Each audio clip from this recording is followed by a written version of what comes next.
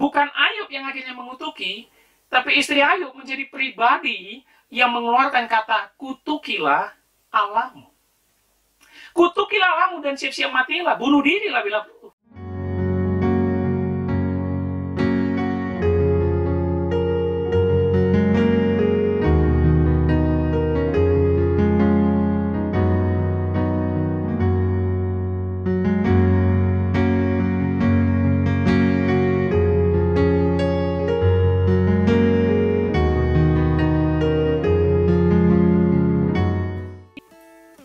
Shalom Bapak Ibu Saudara, kembali lagi dalam program kita Hanya Alkitab. Hari ini kita akan kembali menggali, menyelidiki satu kebenaran dari firman Tuhan di dalam Alkitab. Hari ini cukup menarik.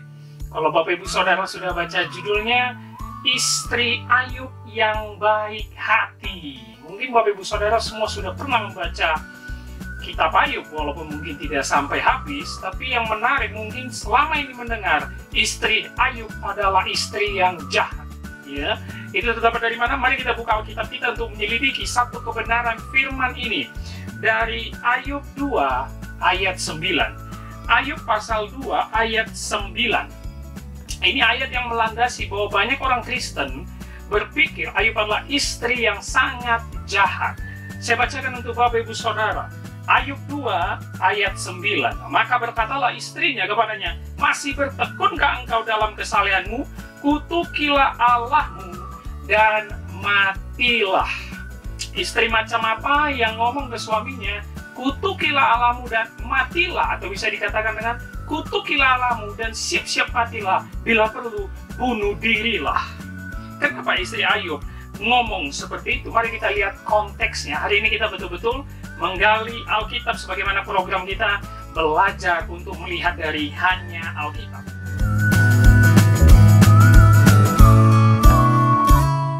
Nah, bagian pertama, kita harus melihat dari pasal 1 tentang penderitaan Ayub yang sangat terkenal. Mungkin orang Kristen sudah mengetahui ini semua, bahwa Ayub dicobai oleh iblis dengan kehendak atau seizin dari kedaulatan Allah.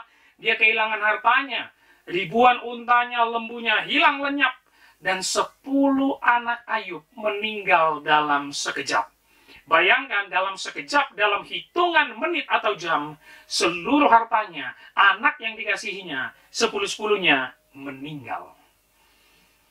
Jika kita memposisikan diri kita sebagai Ayub, kehilangan 1 anak saja, itu rasanya sudah mau mati. Bagaimana kehilangan harta atau bangkrut, dan juga kehilangan 10 anak dalam waktu bersama. Tapi kita lihat respon Ayub di pasal 1 ayat 21. Kalimat yang sangat terkenal, orang Kristen sering mengucapkan ini, Tuhan yang memberi, Tuhan yang mengambil, terpujilah nama Tuhan. Luar biasa sekali iman Ayub. Lalu di bagian kedua, ini dia yang menjadi pokok permasalahan, Ayub kembali mendapat cobaan, yaitu dia menderita penyakit borok dari ujung kepala sampai ujung kaki. Penyakit kulit yang sangat ganas. Sudah kehilangan harta bangkrut, kehilangan 10 anak, sekarang menderita penyakit ganas. Bagaimana hidup seperti Ayub ini? Sangat-sangat memprihatinkan dan sengsara. Lalu, teks Alkitab mencatat, baru di pasal inilah istri Ayub berkomentar. Itulah ayat yang saya bacakan tadi menjadi pendahuluan kita. Saya bacakan kembali. Ayub 2 ayat 9. Ini adalah respon istri Ayub untuk pertama kalinya. Maka berkatalah istrinya kepadanya, masih bertekunkah engkau dalam kesalehanmu? Kutukilah Allahmu dan matilah. Kita mulai dari kalimat awal, kita gali Bapak Ibu Saudara. Masih bertekunkah engkau dalam kesalehanmu? Ini mungkin kalimat sindiran ya. Sindiran istri Ayub kepada Ayub, yang seakan-akan bilang, masih percayalah. Masih pengen menyembah dia. Enggak guna engkau percaya Allahmu jika hidupmu hancur dan menderita seperti ini. Buat apa kau percaya Allahmu, kau kehilangan hartamu, kau kehilangan anakmu, dan sekarang kau menderita penyakit. Seakan-akan istri Ayub dipakai iblis untuk menggugurkan iman dari Ayub. Nah, jika kita lihat dari konteks, Bapak Ibu Saudara teman-teman sekalian, dari penderitaan pasal 1 ketika kehilangan harta dan anak, nggak ada istri Ayub komen. Tidak ada teks yang menyatakan istri Ayub membuat suatu statement atau berkomentar. Tapi ketika Ayub mendapat penyakit ganas, borok dari ujung kepala sampai kaki, baru dia komentar. Ada yang berkata bahwa istri Ayub sangat mencintai suaminya, yaitu Ayub.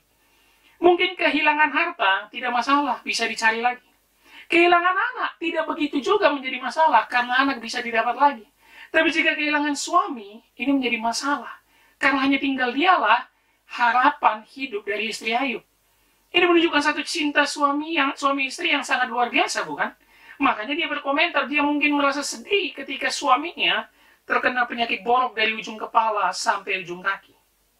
Tapi yang menarik, untuk mendukung statement cintanya istri Ayub kepada Ayub, ada penafsir dan teks yang mengatakan kalimat ini positif jika dilihat dari penulisan bahasa Ibrani-nya. Karena ini bukan saja bisa menjadi kalimat tanya atau kalimat bertanya, masihkah engkau bertekun dalam kesalahanmu, tapi bisa juga menjadi suatu statement. Jadi bukan pertanyaan, tapi statement jika dilihat dari analisis bahasa Ibrani-nya.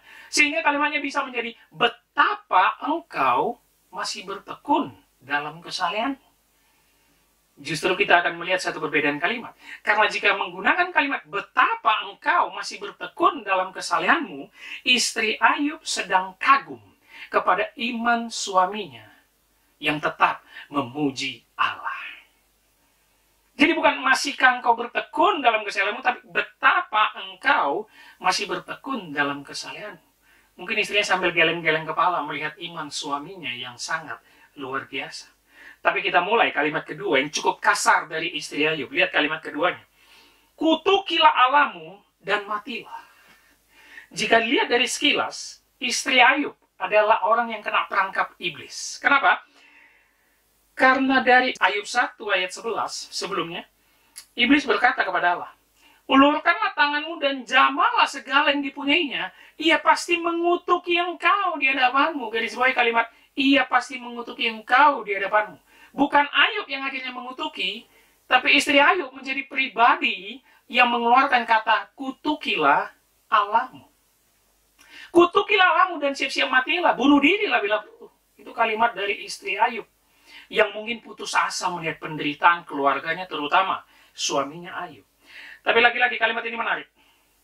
Karena kata kutukilah, perhatikan Bapak Ibu Saudara teman-teman, kata kutukilah dalam bahasa Ibrani-nya barak, ya, baurak, bisa juga diartikan sebagai berkat atau damai, bless, atau bisa juga dikatakan pujilah.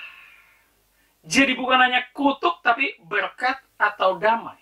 Istri Ayub justru bisa berkata, berkat dan pujilah Allahmu, dan kemudian matilah dengan damai. Pujilah Allahmu, dan kemudian matilah dengan damai. Sehingga dari analisis bahasa Ibrani-nya kita mendapat satu kesatuan kalimat dari pasal 2 ayat 9 ini. Betapa engkau bertekun dalam kesalehanmu, pujilah Allahmu, dan kemudian matilah dengan damai. Tadi kita sudah berkata bahwa istri Ayub kagum terhadap imannya, dan istri Ayub berkata sudah siap jika suaminya pun mati dalam damai dengan tetap memuji Allah. Nah, ini kita mendapat satu cerita yang berbeda. Sehingga kalimat ini menjadi kalimat tidak tega dari istri Ayub yang melihat penderitaan suaminya, sudah kehilangan harta, kehilangan anak, dan menderita penyakit. Jadi istrinya juga pasrah jika Ayub mati dengan tetap memegang teguhnya percaya kepada Allah. Satu kalimat yang jika kita gali memiliki makna yang berbeda, Bapak Ibu Saudara. Lalu kita lihat respon Ayub. Respon Ayub, jawabannya. Ayat 10-nya. Tetapi jawab Ayub kepadanya, engkau berbicara seperti perempuan gila. Apakah kita mau menerima yang baik dari Allah, tidak mau menerima yang buruk? Dalam kesemuanya itu Ayub tidak berbuat dosa dengan bibirnya. Jawaban Ayub juga terlihat kasar. Tadi statement istrinya terlihat kasar. Jawabannya terlihat kasar karena dilihat mungkin istrinya hanya mau yang enak doang. Seakan-akan istrinya hanya cewek matre yang hanya pengen kekayaan berlimpah. Tapi Ayub marah karena tadi jika kita melihat penulisan Ibrani-nya, istrinya berkata, matilah dengan damai. Seakan-akan istrinya yang dalam ketidaktegaannya sudah pasrah, Ayub mati dengan damai. Ayub marah terhadap itu. Makanya Ayub berkata, engkau seperti perempuan bodoh atau gila. Sebaiknya kita menerima yang buruk, bukan hanya yang baik. Jadi dalam kemarahannya ini, Ayub bukan terlihat terlalu kasar. Sama dengan statement dari istrinya yang tidak terlalu kasar. Kita harus menerima yang buruk, bukan hanya yang baik. Ayub bilang kita tidak boleh pasrah dengan kematian. Jangan pasrah melihat penderitaanku dan siap-siap mati. Justru harus bersyukur atas apa pemberian Allah dalam hidup. Walaupun kita tahu, dalam kitab Ayub pasal demi pasal, Ayub bercerita nanti bersama sahabat-sahabatnya, mengeluh, berdiskusi, berdebat, banyak keluhan dari Ayub. Tapi dia yakin Allah tetap memihak kepadanya. Bapak Ibu Saudara, ada yang menarik dari kisah ini. Bahwa ternyata jika kita teliti dan gali ayat 9, istri Ayub bukan menjadi sosok yang jahat. Bukan menjadi istri yang meninggalkan suami karena menderita. Tapi jika tadi sudah kita selidiki, justru istri Ayub adalah pendamping yang luar biasa. Justru istri Ayub melakukan pelayanan pastoral yang luar biasa kepada suaminya. Dia tetap setia. Sehingga satu teks Alkitab yang mendukung, itu bisa dilihat dari Ayub 19 ayat 17. Coba dibuka, Ayub 19 ayat 17. Ayub berkata dengan juru perikop, Allah pasti memihak kepadanya. Nafasku menimbulkan rasa jijik kepada istriku, dan bauku memualkan saudara-saudara sekandungku. Ternyata di pasal ini, Ayub masih bercerita tentang istrinya. Nafasku menimbulkan rasa jijik kepada istriku. Mungkin saja istri Ayub tetap mendampingi Ayub. Mungkin saja istri Ayub tetap memberinya makan, merawatnya, walaupun dalam keadaan penyakit parah itu, istrinya terasa jijik jika dekat dengan Ayub. Tapi dia tetap menjadi pendamping yang setia. Istri Ayub tetap berada di sampingnya.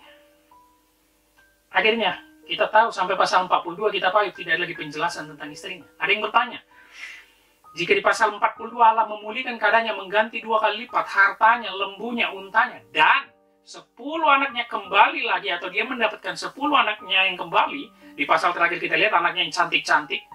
Apakah istrinya juga digantikan Allah? Ini menjadi pertanyaan orang. Karena beranjak dari pasal 2 ayat 9, istrinya terlihat begitu jahat tadi. Tapi saya yakin dan percaya, lewat penggalian yang kita lakukan tadi, Allah tidak mungkin mengganti istrinya.